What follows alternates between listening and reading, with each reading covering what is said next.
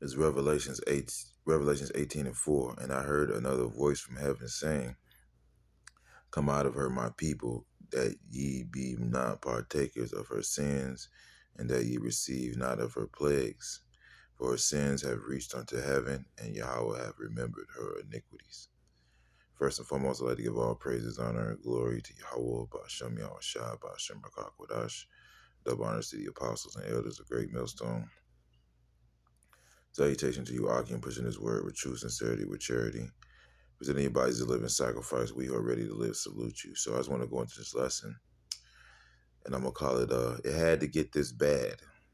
All right, it had to get this bad. Okay, because what the scripture says, right, this is 2 Maccabees 6:14. Now I beseech those that read this book that they be not discouraged for these calamities, but that they judge those punishments not to be for destruction, but for a chastening of our nation. For it is a token of his great goodness when wicked doers are not suffered any long time, but forthwith punished. For not as with other nations whom the Yahweh patiently forbeareth to punish till they be come to the fullness of their sins, so dealeth he with us. Lest being come to the height of sin, afterwards he should take vengeance of us. And therefore he never withdraweth his mercies from us. And though he punish with adversity, yet doeth he never forsake his people. All right, so Yahweh Ba'ashem Yahushai, he usually gets right at us when we go off, man, as a nation, you know. And but these other nations, especially Esau, Edom, he lets their sin pile up, man. All right, until it reaches let me get example, till it reaches a certain point, right? All right, this is Genesis 15:16. But in the fourth generation they shall come hither again, for the iniquity of the Amorites is not yet full. All right. And those were the people that had to get up out of the land. Basically, those were the some Hamite, certain Hamite families that had to get up out of our land. But their iniquity had to get fulfilled in order for us to get that land. All right. And as you know, when you read, it says that these people would basically, you know, they were we had to drive them out. You know, when we did take the land eventually. All right. But their iniquities had to be, like the scripture I read, their sins have reached unto heaven. So there's always a cutoff point for certain nations. All right. And with Esau, Edom, he's the last nation to rule. Okay. And this is the most wicked kingdom the earth has ever seen. This is as bad as Yahweh Ba'ashem Yahushua has let the earth. Matter of fact, let me get scripture on that. This is 2 Ezra 5:1. Nevertheless, as coming the tokens, behold, the days shall come that they which dwell upon earth shall be taken in great number, and the way of truth shall be hidden, and the land shall be barren of faith. But iniquity shall be increased above that which now thou seest, or that thou hast heard long ago. And the land that thou seest now have root, shalt thou see wasted suddenly.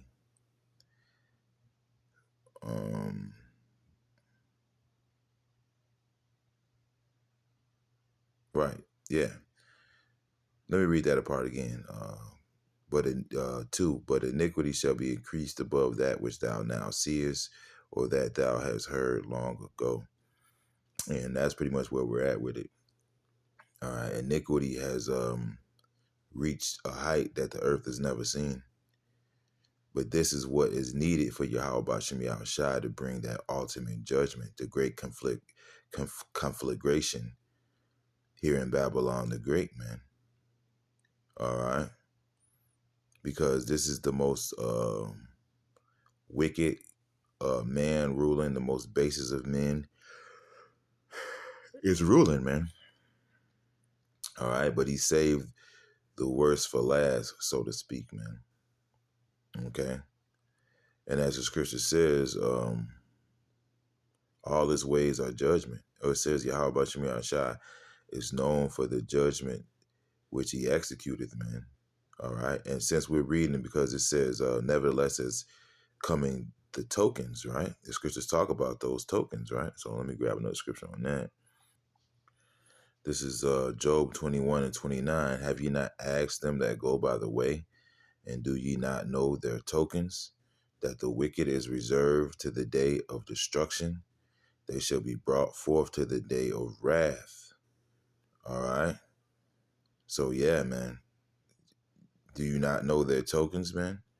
All right. Do you not know that history about these other kingdoms that ruled, man? Even Jerusalem, even Israel. All right. All kingdoms that went against that well basically wasn't ruling it according to the law, statutes, and commandment. It was uprooted and plucked out of the earth, man. All right. And ultimately these very nations, they're all here in America, man. All right. All those ancient gods are here. Those ancient idols, as the scripture says, all the gods of the nations are idols, right? They're all here, man. You know, this is the biggest compilation of idolatry that the earth has ever seen. Okay. It's the biggest yeah, gathering of idols that the earth has ever seen. The scriptures, well, let me get a scripture on that. This is Jeremiah 15:38. A drought is upon her waters, and they shall be dried up. For it is the land of graven images, and they are mad upon their idols. All right. And what was then is now. You know, ancient Babylon had its idols. All right.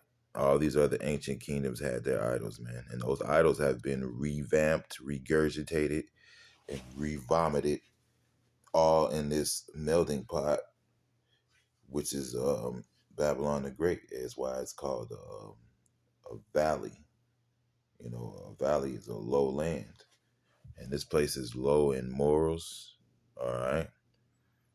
Any way you slice it is low. Okay. All right. Matter of fact, let me get another scripture on that.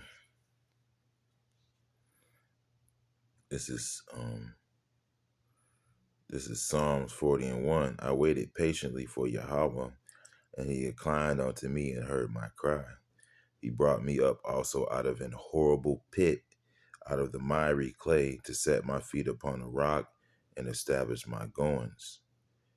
All right, so this is a horrible pit, man. This is you know, a pit, man, a low land. All right, and it's low in morals, it's low in standard, man. All right, but it had to be this way, like I said, to receive its great judgment, man. Because eventually, um, let's see,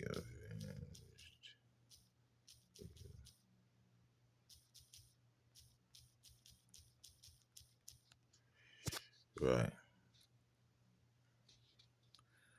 Um, is Revelations 18 and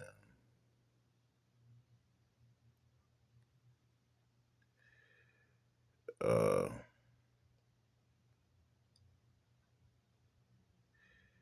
yeah. This is Revelations 18 and 15. The mercies of these things which were made rich by her shall stand afar off for the fear of her torment, weeping and wailing. Right? Because this place is going to get nuked off the map. It's going to get burned up. It's going to be the lake of fire. All right, that the scriptures talk about. And saying, alas, alas, that great city that was clothed in fine linen and purple and scarlet and decked with gold and precious stones and pearls.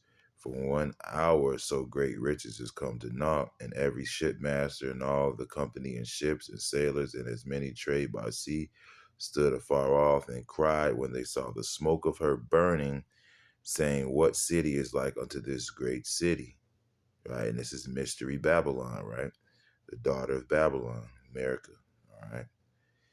And they cast dust on their heads and cried, weeping and wailing, saying, alas, alas, that great city, wherein were made rich all that had ships in the sea, by reason of her costliness, for in 1 hour is she made desolate.